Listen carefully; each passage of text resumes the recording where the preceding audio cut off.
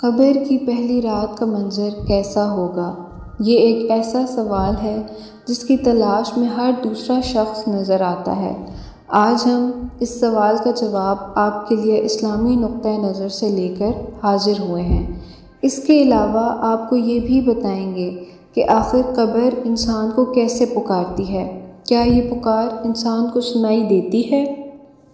حضرت ابو سعید خدری رضی اللہ تعالیٰ عنہ سے روایت ہے کہ سرور کائنات صلی اللہ علیہ وآلہ وسلم نے فرمایا، لوگوں، لذتوں کو ختم کرنے والی موت کو کثرت سے یاد کیا کرو۔ قبر ہر دن اپنے مردوں سے خطاب کرتے ہوئے اعلان کرتی ہے، میں غربت اور تنہائی کا گھر ہوں، مٹی اور کیڑوں کا گھر ہوں۔ جب مومن کو دفن کیا جاتا ہے تو قبر اسے مرحبا کہتے ہوئے خوشخبری سناتی ہے کہ میری پشت پر چلنے والوں میں تو بڑا محبوب تھا، آج میں تیری ہو گئی اور تو میری طرف آ گیا، تو اب میرے احسان کو دیکھ لے گا۔ یہ کہہ کر قبر تا حد نگاہ کشادہ ہو جاتی ہے اور جنت کا دروازہ اس کے لیے کھول دیا جاتا ہے، جہاں سے اس کو جنت کی تازہ ہوا آتی ہے۔ حضرت ابو ہریرہ رضی اللہ تعالیٰ عنہ کا بیان ہے کہ رسول اللہ صلی اللہ علیہ وآلہ وسلم ایک جنازے میں شریک ہوئے، پھر فرمایا، میں بھی آپ صلی اللہ علیہ وآلہ وسلم کے ہمراہ تھا۔ آپ صلی اللہ علیہ وآلہ وسلم ایک قبر کے پاس بیٹھ گئے اور فرمایا، یہ قبر ہر دن بآواز بلند کہتی ہے، اے آدم کی اولاد، تو کیوں مجھے بھول گیا؟ کیا تجھے یہ معلوم نہیں کہ میں تنہائی کا گھر، غربت کا گھر، وحشت کا گھر، کیڑوں مکوڑوں کا گھر ہوں؟ میں بہت تنگ گھر ہوں، مگر اللہ جس کے لیے کشادگی کا حکم فرمائے گا اس کے لیے کشادہ ہو جاؤں گی۔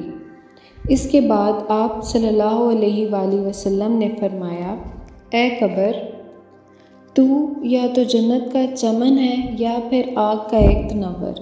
حضرت ابو حجاج رضی اللہ تعالیٰ عنہ سے روایت ہے کہ رحمت عالم صلی اللہ علیہ وآلہ وسلم نے فرمایا، مردہ جب قبر میں رکھا جاتا ہے تو قبر اس کو کہتی ہے، اے ابن آدم، تو ہلاک ہوا، تجھے کس چیز نے مجھ سے دھوکے میں رکھا؟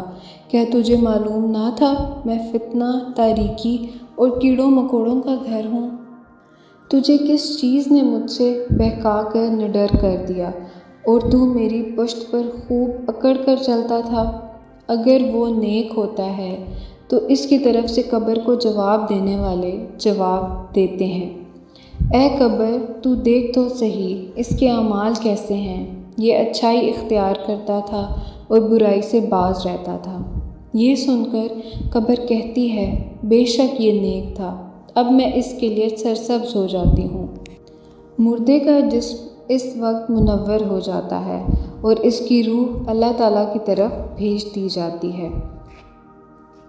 حضرت عبداللہ بن عبید رضی اللہ تعالیٰ عنہ سے روایت ہے کہ رسول اللہ صلی اللہ علیہ وآلہ وسلم نے فرمایا، مردہ قبر میں بیٹھتا ہے اور ان لوگوں کے پیروں کی آواز بھی سنتا ہے جو اس کے جنازے کے ساتھ قبر تک گئے ہوں۔ مردے سے اس کی قبر کہتی ہے، اے ابن آدم، تیری ہلاکت ہو، تو نے میری تنگی، بدبو اور کیڑے مکوڑوں کا خوف نہیں کیا، اس لیے تو نے ان چیزوں سے بچنے کے لیے تیاری نہ کی۔ بد اعمال مردے سے قبر کہتی ہے، تجھے میری تاریکی، میری وحشت، میری تنہائی، میری تنگی اور میرا غم یاد نہیں رہا۔ اس کے بعد قبر اس کو جکڑ دیتی ہے، جس کے بعد اس کے پسلیوں کی ہڈیاں ایک دوسرے میں پیوست ہو جاتی ہیں، جبکہ نیک بندے کے لیے قبر کشادہ کر دی جاتی ہے اور اس کے دائیں ایک کھڑکی کھول دی جاتی ہے جہاں سے اس کو جنت کی ہوا آتی ہے۔ اللہ پاک ہم سب کو قبر کے عذاب سے بچائے اور ہم کو نیک اعمال کرنے کی توفیق عطا فرمائے، آمین یا رب العالمین۔